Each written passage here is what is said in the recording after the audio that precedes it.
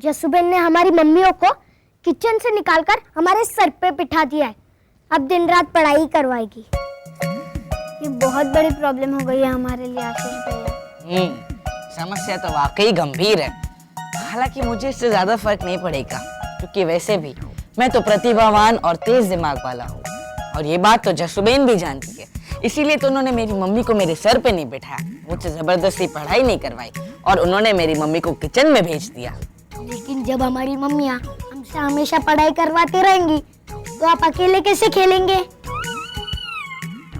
और आपने जो क्रिकेट मैच की चैलेंज दे रखी है कश्यप की टीम को, उसका क्या होगा? हाँ, और प्रैक्टिस भी तो करनी है, वरना हम खेलने से पहले ही हार जाएंगे। इस यूनिट टेस्ट ने तो सब कचरा कर दिया। सोचिए आशीष भैया, कुछ सोचिए। जैसे जसुबेन ने क्या आइडिया निकाला है ना, हमारी मम्मियों को किचन से निकालकर हमारे सर पे बिठा दिया। हमें इस आइडिया का तोड़ तो निकालना ही होगा। हमें कुछ ऐसा करना होगा जिससे जसुबेन खुद तुम्हारी मम्मियों को तुम्हारे सर से हटा के किचन में भेज दे। सोचो, सब मिलके सोचो सोचो।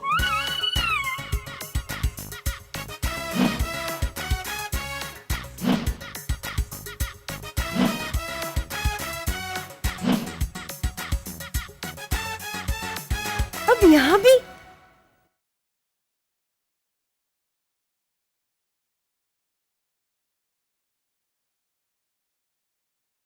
छोड़िए ना मम्मी, मैं नहीं नहीं, तू बैठ बेटा, मम्मी के होते हुए बेटी काम करे। बैठ।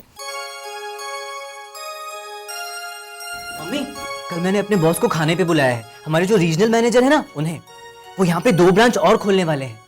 हालांकि वो तो मुझे वैसे भी बहुत पसंद करते हैं, पर वो कहते हैं ना कि आदमी के दिल का रास्ता उसके पेट से होकर गुजरता है। तुम्हारा मतलब है कि मतलब मैं समझ गई बेटा, तुम्हारे बॉस को इतना अच्छा खाना खिलाना है कि खुश होकर वो तुम्हारा प्रमोशन फिक्स कर दे। देखा नन्नू, मम्मी मेरे मन की बात कितनी जल्दी समझ जाती है। मम्मी, तुम और नन्नू मिलकर ना। हाँ, तू इसे क्यों बोल रहा है बेटा? हाँ, इसे 2-4 दिन के लिए अपनी मम्मी के पास जाने दे। सुधा बहन की तबीयत ठीक नहीं है। क्या हुआ मेरे मम्मी को? तुम्हें फोन नहीं किया उन्होंने? मुझसे बात हुई, कह रही थी नन्नू के पापा रात को जब कान में रूही डाल के सोए ना, तब भी मुझे डाउट गया कि मुझे जुकाम हो गया है।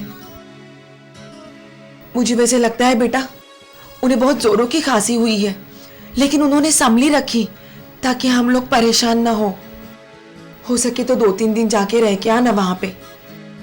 क्या है कि पुरुषोत्तम भाई दिन भर दुकान में होते हैं और सुधा भाभी अकेली घर में होती है।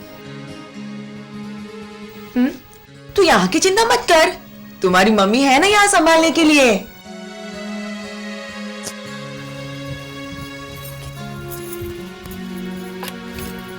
बोल बेटा, तुम्हारा बॉस क्या खाना पसंद करेगा? मम्मी, तुम्हें इतनी जोर की खांसी थी और तुमने मुझे बताया तक नहीं। नन्नू बेटा, मुझे खांसी है, लेकिन इतनी ज्यादा नहीं है। हाँ, तुम जानबूझ के खांसी संभाल रही हो ताकि मैं चिंता करके परेशान ना हो जाऊं। मम्मी, मैं अभी आ रही हूँ तुम्हारे पास। अरे मुझे सचमुच ज्यादा नहीं है खांसी, और अगर हुई भी ना तो तुम बताना, मैं आ जाऊंगी वहाँ। पापा से खांसी की दवाई भी ले लूंगी, और पांचू भाभी के साथ मिलकर मैरिज ब्यूरो खोलने की प्लानिंग भी हम कर लेंगे। और वैसे नन्नू बेटा, जब तुमने मेरी खांसी की बात की ना, तब भी मुझे डाउट गया कि जरूर तुम्हें कोई गलतफहमी हुई होगी। मतलब जब मम्मी ने तुमसे बात की थी तब तुम्हें खांसी नहीं थी? नहीं थी, लेकिन उतनी नहीं जितना तुम सोच रही हो। पता है नन्नू बेटा, मैंने तो उन्हें एक अच्छा सा मराठी गाना भी सुना दिया। पता है, मैंने तो और भी मराठी गाने याद कर लिए हैं। तुम जब आओगी ना तो तुम्हें जरूर सुनाऊंगी। हाँ,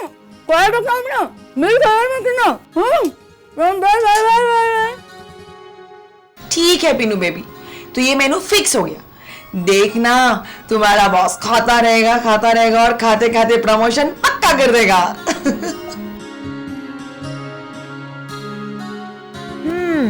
मुझे वहाँ भेजने का आइडिया करके यह मेनू भी फिक्स कर लिया ताकि मैं वहाँ रहूं और ये यहाँ पीनू के बॉस को खाना खिला के उन्हें इम्प्रेस करके प्रमोशन करवाने का क्रेडिट खुद ले सके।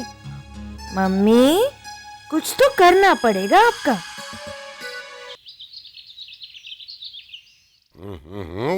मुरब्बा बना दिया है अखबार का। ठीक से अखबार पकड़ना तो आता नहीं, पढ़ेगा क्या खाक? पापा, आप मेरे मान सम्मान और प्रतिष्ठा पर प्रश्न चिन्ह लगाकर क्या साबित करना चाहते हैं? चुप चुप कर। अरे चाय ला मीरा ताई। 2 मिनट में अखबार की ऐसी हालत कर दी है जैसे इसमें भजिया खा के फेंक दिया हो। पापा, आप मुझ पर मिथ्या आरोप लगा रहे हैं। समाचार पत्र की हालत मेरी वजह से नहीं हुई है, ये बड़ी माँ की वजह से हुई है। जब मैं समाचार पत्र पढ़ने में लीन था तो उन्होंने अचानक मुझ पर वार किया। अब मैंने आत्मरक्षा के लिए इस अखबार का इस्तेमाल किया, लेकिन बड़ी माँ ने अखबार मुझसे छीनकर इसी अखबार से मुझे। भाभी, इसे मारने के लिए आपको अखबार ही मिला? परसों मैंने आपको अपना फटा हुआ जूता दिया था, क्या किया आपने? अरे वो तो शैलेश ने सिलवा कर बेच दिया। और देवर जी, इसे मैं मारूं नहीं तो और क्या करूं? ये अखबार पढ़ने के बजाय बकवास कविताएं बोल रहा था। अखबार देखते ही मुझे कविता कहने की प्रेरणा मिली थी बड़ी माँ। समाचार देखते ही मेरी प्रतिभा के सागर में कविताएं हिलोरे लेने लगी और मेरे श्रीमुख से स्वतः ही बोल फूट पड़े। अखबार में समाचार देखते ही मेरा हाल बेहाल है, क्योंकि 5वें पन्ने पर छपा है कि आज टैक्सी और रिक्शा की हड़ताल है। अब पैदल जाएंगे बच्चे, दादा दादी और बेचारे मां बाप, क्योंकि नहीं सुनाई देगी किसी को टैक्सी की पापा। बस कर। अरे आपने इतने में बस कर दिया देवर जी? मैंने तो और भी झेला है। नहीं होगा शोर रिक्शे का। बड़ी मां, आपने कविता में शब्दों का उच्चारण सही नहीं किया है। नहीं सुनाई देगा शोर रिक्शे का।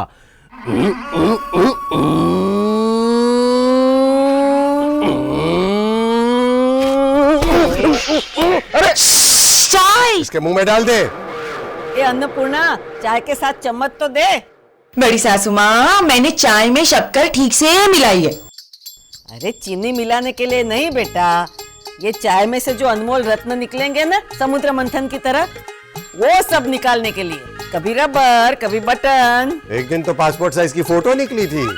अये देवा पापा, आप तो मुझ पर झूठा इल्जाम मत लगाइए। चाय से कब निकली थी फोटो? पिछले रविवार को। वो तो सूप से निकली थी। सुना? आहा, वाह पुष्पा रानी, आज तो चाय बिल्कुल मेरी वाणी की तरह बनी है। ओ बाप रे, कितनी बकवास होगी। अरे नहीं देवर जी, चाय इसकी वाणी की जैसी बिल्कुल नहीं है, बहुत अच्छी है। मुझे तो खुश कर दिया इसने। ए पुष्पा, ये चमत्कार हुआ कैसे? अब ये चमत्कार रोज होगा बड़ी सासू माँ, क्योंकि मैंने तय कर लिया है मैं किचन बहुत अच्छी तरह से संभालूंगी, ताकि बाकी की बहुएं अपनी बच्चों की पढ़ाई पर पूरी तरह ध्यान दे सके। नंदिनी। हाँ आरती भाई। अरे संभाल के, कान चुप जाएगा।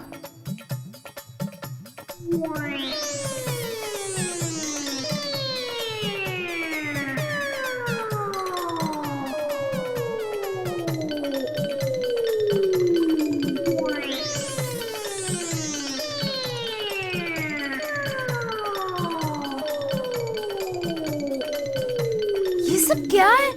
यहाँ कोई महाभारत छिड़ा था या सुनामी आई? दोनों, यानी पुष्पा भाभी आई थी, वो भी सुबह 6 बजे और 8 बजे तक रही। भले ही 2 घंटे में किचन का ये हाल हो गया हो, लेकिन अब उनके चाय नाश्ते की तारीफ हर तरफ से आ रही है। वाह वाह वाह वाह आरती, नंदिनी, मैंने इतना अच्छा उपमा और वो भी पुष्पा के हाथ का बनाया आज तक नहीं खाया। और पता है, मैंने इसमें टमाटर समझकर जो खाया वो क्या निकला? क्या? टमाटर। पहले तो मुझे डर लगा कि टमाटर दिख तो रहा है, पर पता नहीं कुछ और होगा तो। लेकिन उपमा इतना बढ़िया बना है कि ना चाहते हुए भी मैं खा गई, और फाइनली वो टमाटर ही निकला। नंदिनी बेटा, थोड़ा और दे दे। हालांकि किचन का तो कबाड़ खाना बना के रखा है पुष्पा ने, लेकिन चाय नाश्ता तो जबरदस्त बना है।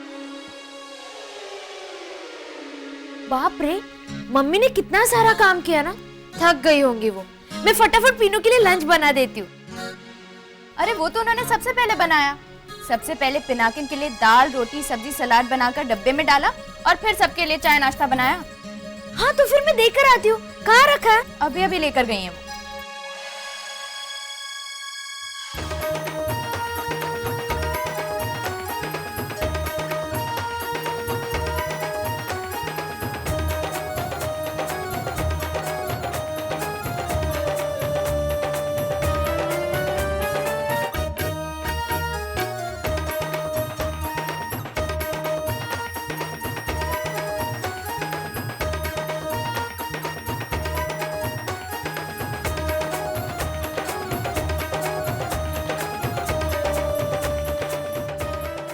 मैं पढ़ा तो रुद्र को रही हूँ, लेकिन शैलू सपने तो सिर्फ आप ही के आ रहे हैं। ये लो तुम्हारा लंच। मैंने इसके अंदर फूलगोभी की सब्जी, रोटी, दाल। कमेंट नहीं, कमेंटेटर। ये खाने के लिए टिफिन खोलेगा ना तो उसे खुद ही पता चल जाएगा कि तूने क्या चौका छक्का मारा है। कायतीस बोल लगाओ बड़ी सासू माँ। धर्मेश भाई लीजिए, मैंने आपके लिए भी टिफिन पैक करके रखा है। आपने कहा था ना आज आप देर तक काम पे ही रहेंगे। थैंक यू भाभी। अरे अपनी क्वीन विक्टोरिया से क्यों नहीं कहता, जो तेरे लिए टिफिन बनाने के बजाय आईने के सामने बैठकर अपने आप को चौधरी का चांद बना रही थी। इसे बोल कम से कम टिफिन अपने हाथ से तो दे। Pankaur aunty, for your kind information, आज मैंने भी किचन के काम में पुष्पा भाभी का हाथ बटाया है। रियली शोनो? और क्या? पूछो पूछो। जो इन्होंने गोभी की सब्जी बनाई है, वो फूल गोभी इन्हें फ्रिज से लाके किसने दी? ए पिनाकिन, जैसे ये फूल गोभी निकाल के नहीं देती तो आज सब्जी बनती ही नहीं। जब पुष्पा भाभी को कोई प्रॉब्लम नहीं है तो तू क्यों कुड़कुड़ कर रही है? तुझे क्या प्रॉब्लम है? प्रॉब्लम ये है कि ये कुछ करती क्यों नहीं। सारा दिन आईने के सामने बैठकर अपनी खूबसूरती को अर्जुन का तीर बनाते रहती है। अरे पुष्पा को देख, पुष्पा को देख। सुबह 6 बजे उठ के सबके लिए नाश्ता बनाया, इन दोनों के लिए लंच बनाया। ये भी तो बहू है, कुछ सीख उससे। आप क्यों नहीं सीखती पानकोर आंटी? पुष्पा भाभी को देखिए, सुबह 6 बजे उठकर सबके लिए नाश्ता बनाया, अपने बेटे के लिए लंच बनाया, लेकिन अपने होते हुए अपनी बहू को कुछ नहीं करने दिया। ये भी तो सास ही है, आप भी तो सीखिए इनसे। ये तेरा मतलब है कि मैं नौकरानी बनकर काम करूं और तू महारानी की तरह राज करे? ए जसुबेन, देख देख, जिसका पति नहीं उसकी चलती नहीं। क्यों हंगामा मचा रही है बाहर? और तुम्हें क्या जरूरत है ये सब कहने की? अरे और उसके कान में घुस के बोल ना, तुम्हें क्या ए पुष्पा, ये सब तेरी वजह से। तूने उस काम वाली नौकरानी को। अरे कुछ भी बोलती है बड़ी सासू माँ। कायतीस क्या है तुमसे? हाँ, मैं हूं ना। अब देखिए ना, अभी अभी तो बेचारों की शादी हुई है, उन्हें थोड़ा आराम करने दीजिए। मैं करूंगी सब। देखिए मेरी नन्नू बेबी तो अब भी सो के उठी है, लेकिन मैंने कुछ कहा? कोई बात नहीं, मैं हूं ना। मम्मी, मैं कब की उठ चुकी हूँ और मैंने नहा भी लिया है। देवा, तुम्हें क्या जरूरत थी इतनी जल्दी नहाने की? हाँ, जब तुम दोनों घर से भाग के गए थे तब तुम दोनों ने क्या तय किया था? तुम रोज देर से उठोगी, शाही अंदाज में। जा बेटा जा, वो सपना पूरा कर जा, अपने पति के साथ कुछ वक्त बिता। बाकी सारा मैं मैनेज कर लूंगी। और फिर तूने किया क्या, मैंने किया क्या, एक ही तो बात है ना? हाँ वो तो है। पीनू बेबी, ऑफिस में जाके लंच के बाद मुझे फोन करके बताना मैंने दाल और सब्जी कैसे बनाई। जल्दी से कुछ सोच, वरना मम्मी तुझे पीनू के पास भटकने भी नहीं देगी। Bye mummy. अच्छा याद है ना, आज शाम को मेरे बॉस आ रहे हैं? बिल्कुल याद है बेटा। बाय नन्नू। बाय बेटा।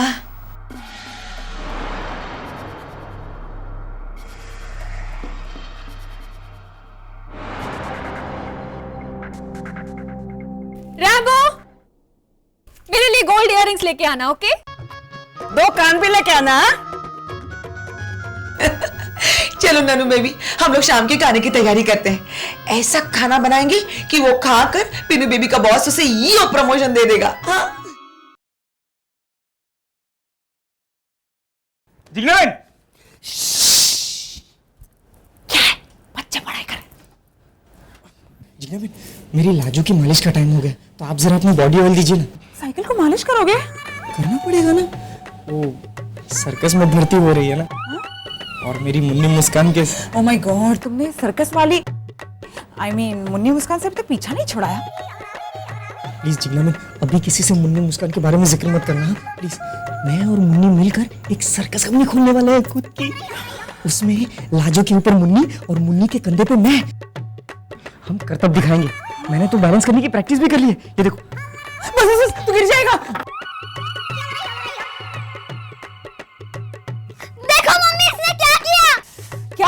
जरा सी पलटी नहीं है और तुम लोग मेरा सारा होमवर्क खराब कर दिया। एक थप्पड़ मारूंगी। क्यों इंग गिराई इसकी बुक पर? अपने आप गिर गया था। तू नहीं गिराया, समझा ना? अपने आप गिर गया था। अपने आप गिर गया था। झूठ मत बोल। चुप। सही किया मैंने मम्मी। ये हमारे क्लास के स्टूडेंट्स के साथ मिलके आपको बुड्ढे बुड्ढे क्यों चिढ़ाती है? कौन बुढ़ी चिढ़ाता है मुझे? हमारे क्लास के स्टूडेंट कहते हैं। और कौन कहते हैं कि तुम्हारी मम्मी लाठी लेकर क्यों नहीं चलती, कहीं रास्ते पे गिर गई तो क्या तुम भी कहोगी? तो क्या मैं झूठ बोल रही हूँ? फेस पे ग्लो भी नहीं है। बाल कैसे चिड़िया के घोंसले जैसे लग रहे।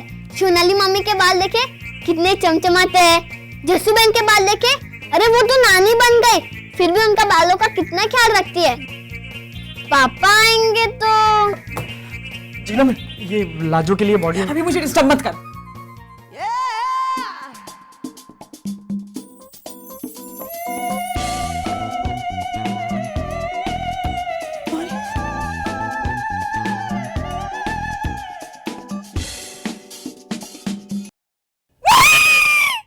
क्या हुआ मम्मी? नहीं कुछ नहीं। हाँ ठीक है बच्चों, मैं अभी से ना अपना ख्याल रखूंगी, अपने स्किन का भी और अपने बालों का भी। मैं शाम को बाल धोकर। शाम को नहीं, अभी कीजिए। और हाँ प्लीज ये एक्सक्यूज मत देना कि आप जाएंगे तो हम पढ़ाई नहीं करेंगे। सनी, पढ़ाई पर ध्यान दो कि हमें पढ़ाने के चक्कर में अपने बालों और अपने फेस का ख्याल नहीं रख पाई। अब ज्यादा नाटक मत करो, पढ़ाई करो चुपचाप। आप खुद ही आके देख लेना कि हमने आज का कोर्स लर्न किया है कि नहीं। आप 10 भी ले सकते हो।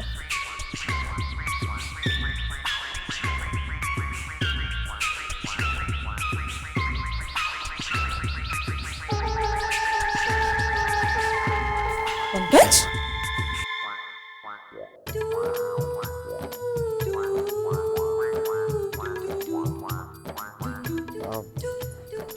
सॉरी जिगना, एक्चुअली मुझे पता चला कि तुमने अपनी ऐसी हालत बना ली है।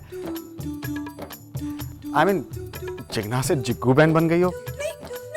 तो मैंने जेनेट से शादी कर ली। मुझे तुम्हारा वो नया वाला फेस पैक और शैम्पू भी चाहिए प्लीज।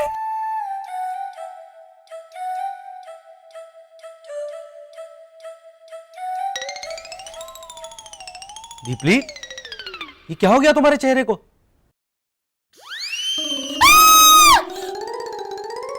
शैलू, मैंने तो इस रुमाल से मुंह पोंछा था तो। ओ दीपली, अब लोग क्या बोलेंगे? मैं बिजनेस के सिलसिले में थोड़ी देर घर से बाहर क्या गया, तुमने अपना मुंह काला कर लिया। ओ शैलू, ऐसे मौके पर भी आपको इतने इंटेलिजेंट जोक कैसे सोचते हैं? कितना शोर मचा रहे आप लोग। मुझे पढ़ने दीजिए, फिर मम्मी बोलती है कि तू पढ़ता नहीं है। यूनिट टेस्ट सर पे है, प्लीज मुझे पढ़ने दीजिए। शैलू, मैं मुंह धोकर आती हूँ, आप इसका ख्याल रखना। चलो, मैं तुम्हारी इस कालिक को हमेशा के लिए धो डालता हूँ, जो तुम्हारी इस खूबसूरती को बदनाम कर रही है। चलो। यस, आशीष भैया का प्लान काम आया। ये